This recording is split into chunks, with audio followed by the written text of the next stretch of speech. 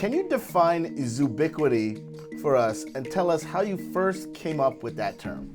I am a cardiologist. I'm a professor of medicine, and I had been for at least a decade by around 2005 when I got a telephone call from one of the veterinarians at the local zoo here in Los Angeles asking if I would come and help evaluate the cardiovascular system of one of their primates.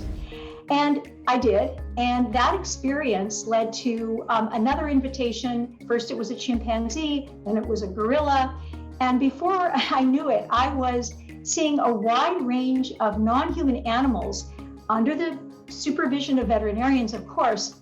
And what I discovered was that almost all of the diseases that I was taking care of in my human patients, they were dealing with in all of these animals. So that was simply stated the beginning of a light bulb that turned on.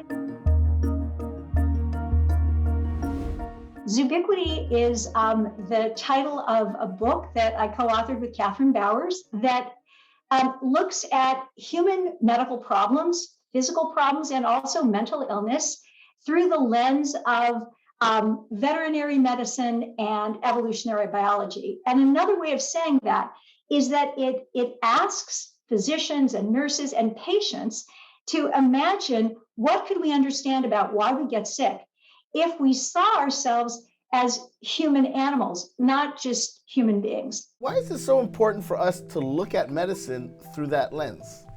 For me, and for other physicians, frankly, it's all of these assumptions that we have about human uniqueness, the uniqueness of our problems, right? So back in 2005, I was surprised when I was called about breast cancer in a lion.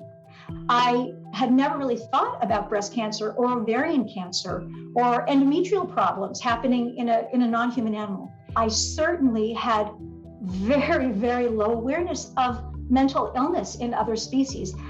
Any animal that has a brain can develop a brain-based disease.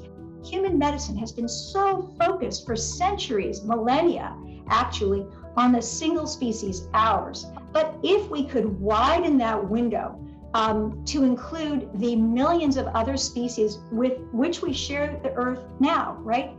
The vulnerabilities that we share with them and the differences, we can better understand why we get sick. And I think we could do a much better job finding solutions. So not only would it help us take better care of our pets or animals that we may have, but we may also learn from those experiences and translate them to the human analog and possibly help solve disease systems there. Is that correct? I absolutely think there's lots of examples from cardiac, which is my area, to cancer. And as I said before, even to mental illness. There's such a mental health crisis in the country, actually around the world. Leaders at the National Institutes of Mental Health have identified stigma, mental health, mental illness stigma, as a leading barrier to advancement in the field of mental health. And when we start looking at animals who have anxiety disorders, animals who have compulsive disorders, animals who have self-injury, hoarding animals, all of these conditions that can be a source of shame in the case of some humans, or stigma where they don't want to get care. They're embarrassed, or culturally they feel, I shouldn't admit this. There's something about seeing that these vulnerabilities are universal, that they emerge from our common biology, this shared ancestry with other species.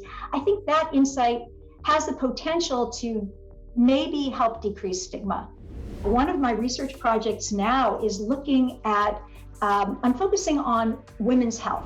So what I've been looking at there are female animals who have evolved adaptations that seem to make them resistant to some of the biggest challenges that we face in women's health. So I'm talking about problems like hypertension in pregnancy. So having hypertension in pregnancy, including a condition called preeclampsia, is a leading cause of maternal and fetal mortality in our species. We're looking at the giraffe.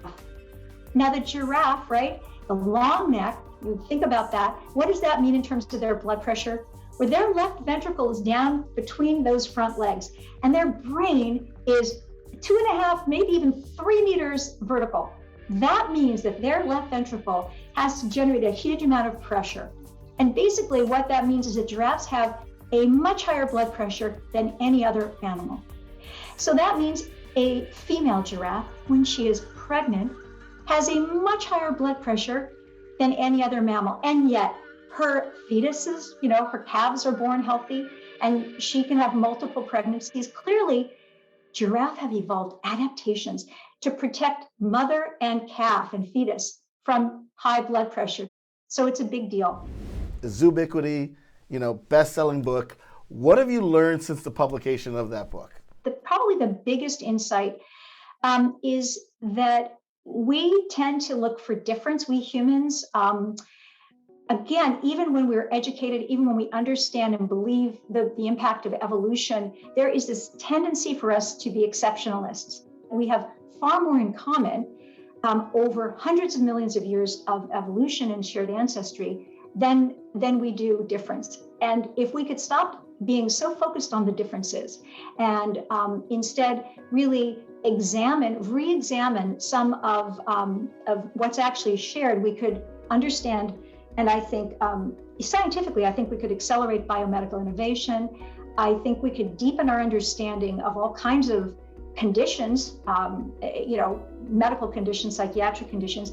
And the best way of taking care of human beings, your human patients, may very well be to better understand the health of non-human animals.